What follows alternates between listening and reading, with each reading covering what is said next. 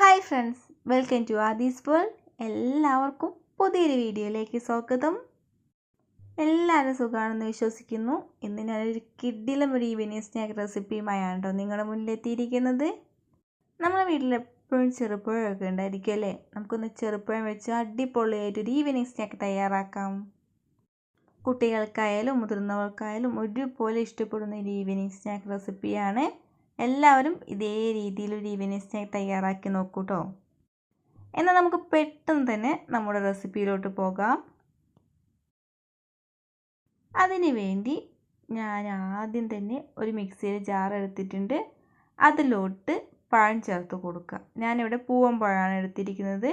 നിങ്ങളുടെ കയ്യിൽ ഏത് പഴമാണുള്ളത്, ഏത് പഴം വെച്ച് നമുക്ക് തയ്യാറാക്കാവുന്നതാണ്.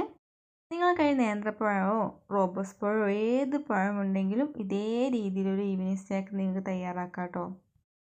ആദ്യം മിക്സി ജാറിലോട്ട് പഴം എല്ലാം ചേർത്ത് കൊടുക്കുക. പഴം ചേർത്ത് കൊടുത്തതിന് ശേഷം ആവശ്യത്തിന് മധുരത്തിന് വേണ്ടി പഞ്ചസാരയും കൂടെ ചേർത്ത് കൊടുത്ത് നമുക്കിത് നല്ലതുപോലെ അടിച്ചെടുക്കാവുന്നതാണ്. പഴം നല്ലതുപോലെ അടിച്ചെടുത്തതിന് ശേഷം നമുക്കിത് ഒരു ബൗളിലോട്ട് മാറ്റാവുന്നതാണ്. ഇതേ രീതിയിൽ ബൗളിലോട്ടൊക്കെ മാറ്റിയതിന് ശേഷം ഇനി ഇതിലോട്ട് നമുക്ക് അടുത്തായി ചേർത്ത് കൊടുക്കേണ്ടത് മൈദപ്പൊടിയാണ്. നിങ്ങളുടെ കയ്യിൽ ഗോതമ്പ് പൊടിയാണ് ഉള്ളതെങ്കിൽ ഗോതമ്പ് പൊടി ചേർത്ത് കൊടുക്കുക. ഞാനിവിടെ മൈദപ്പൊടിയാണ് ചേർത്ത് കൊടുക്കുന്നത്. കൂടാതെ ഒരു 1/4 ബൗളോളം റവയും കൂടെ ചേർത്ത് കൊടുക്കുക.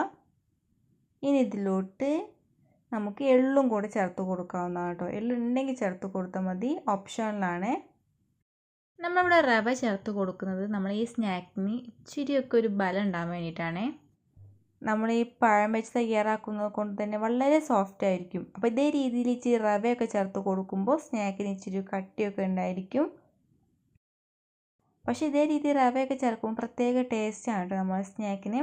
നമുക്ക് നല്ലതുപോലെ ഇളക്കി യോജിപ്പിക്കാവുന്നതാണ്. ഇനി നമുക്കിതിലോട്ട് ഇച്ചിരി ഏലക്കാപ്പൊടിയും ചേർത്ത് കൊടുക്കാം കേട്ടോ. ഏലക്കാപ്പൊടി വേണമെങ്കിൽ ചേർത്ത് കൊടുത്താൽ മതി. ചേർത്ത് കൊടുക്കുമ്പോൾ പ്രത്യേക ടേസ്റ്റാണ്. എന്നിട്ട് നമുക്ക് നല്ലതുപോലെ ഇളക്കി യോജിപ്പിച്ച് ഒരു 10-15 മിനിറ്റ് നമുക്കൊന്ന് റെസ്റ്റ് ചെയ്യാൻ വേണ്ടി വെക്കാവുന്നതാണ്. നിങ്ങളുടെ വീട്ടിൽ പഴമൊക്കെ ഉണ്ടെങ്കിൽ കുഞ്ഞുങ്ങൾക്ക് ഇതേ രീതിയിലൊക്കെ സ്നാക്ക് തയ്യാറാക്കി കൊടുക്കാൻ മറക്കരുത് കേട്ടോ. വളരെ ടേസ്റ്റിയാണ്. നമുക്ക് നൊടിയിടെ തയ്യാറാക്കി കൊടുക്കാൻ പറ്റുന്ന ഒരു സ്നാക്ക് കൂടെയാണ്. ഇതേ രീതി നല്ലപോലെ ഇളക്കി യോജിപ്പിച്ചതിന് ശേഷം ഏകദേശം ഒരു 10-15 മിനിറ്റോളം റെസ്റ്റ് ചെയ്യാൻ വേണ്ടി വെച്ചിട്ടുണ്ട്. അതിനുശേഷം നമുക്കൊരു ചീനച്ചട്ടി നല്ലതുപോലെ ചൂടാക്കി എടുക്കാവുന്നതാണ്. അതിലോട്ട് നമുക്ക് ഓയിലും ചേർത്ത് കൊടുക്കാം.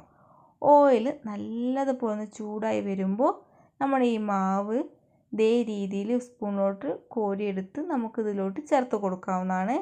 കൈവച്ചും ചെയ്ത് കൊടുക്കാവുന്നതാണ് കേട്ടോ. ഓരോരുത്തരുടെ ഇഷ്ടാനുസരണം കൈവച്ചോ സ്പൂൺ വെച്ചോ ഇതേ രീതിയിൽ ചെയ്ത് കൊടുക്കുക. നമുക്ക് കൈകൊണ്ട് വേണമെങ്കിൽ ഇച്ചിരി കുഞ്ഞു കുഞ്ഞു ബോളാക്കിയിട്ട് ഇതിലോട്ട് ചേർത്ത് കൊടുക്കാവുന്നതാണ്. ഞാനിവിടെ സ്പൂൺ വെച്ച് ചെയ്തു എന്നേ ഉള്ളൂ. നമ്മൾ ഇതേ രീതിയിൽ എപ്പോൾ സ്നാക്ക് തയ്യാറാക്കുകയാണെങ്കിലും ഫ്ലെയിം നമ്മൾ ലോയിൽ തന്നെ വെക്കണം. ലോയിൽ വെച്ചിട്ടില്ലെങ്കിൽ നമ്മൾ സ്നാക്കിൻ്റെ ഉള്ളൊന്നും വെന്ത് വരത്തില്ല. അപ്പോൾ നമ്മൾ ഇതേ രീതിയിൽ ലോയിലൊക്കെ വെച്ച് തയ്യാറാക്കുകയാണെങ്കിൽ സ്നാക്കിൻ്റെ ഉള്ളൊക്കെ നല്ലതുപോലെ ഒന്ന് വെന്ത് വരികയും ചെയ്യും. ഇപ്പോൾ സ്നാക്കിൻ്റെ ഒരു ഭാഗമൊക്കെ ഒന്ന് നിറമൊക്കെ മാറി വന്ന് തുടങ്ങിയിട്ടുണ്ട്. ഏകദേശം ഒരു ഹാഫ് കുക്കായി വന്നിട്ടുണ്ട്. അപ്പോൾ ഞാൻ മറുവശം ഒന്ന് മറച്ചിട്ട് കൊടുക്കുന്നുണ്ട്. ഇതേ രീതിയിൽ 2 വശവും നമ്മൾ മറച്ചിട്ട് കൊടുത്ത് ഒരു ബ്രൗൺ കളറാവുന്ന വരെ നമ്മളതൊന്ന് വേവിച്ചെടുക്കണം.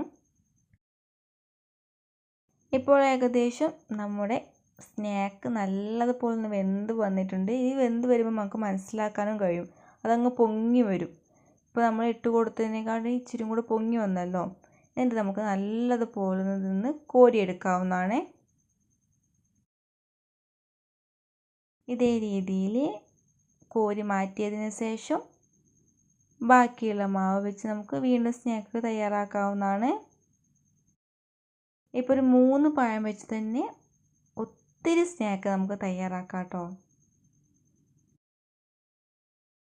നിങ്ങൾ ആരും ഇതേ രീതിയിലൊന്നും സ്നാക്ക് തയ്യാറാക്കി നോക്കിയിട്ടില്ലെങ്കിൽ തയ്യാറാക്കി നോക്കാൻ മറക്കരുത്. വളരെ ടേസ്റ്റിയാണ്. നമുക്ക് നൊടിയിടെ തയ്യാറാക്കാം. ചായ തിളയ്ക്കുന്ന ടൈം കൊണ്ട് നമുക്ക് എന്ത് ചെയ്യാം, അടിപൊളി സ്നാക്കും തയ്യാറാക്കാം. അങ്ങനെ നമ്മുടെ ചെറുപഴം വെച്ചുള്ള അടിപൊളി സ്നാക്ക് റെഡി ആയിട്ടുണ്ട്. എല്ലാവരും ഇതേ രീതിയിൽ സ്നാക്ക് തയ്യാറാക്കി നോക്കൂ കേട്ടോ.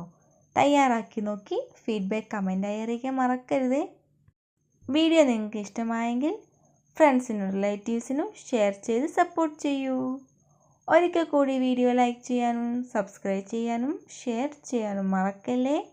ഇനിയും ഇതുപോലെയുള്ള കുട്ടി കുട്ടി റെസിപ്പിയുമായി വീണ്ടും കാണാം.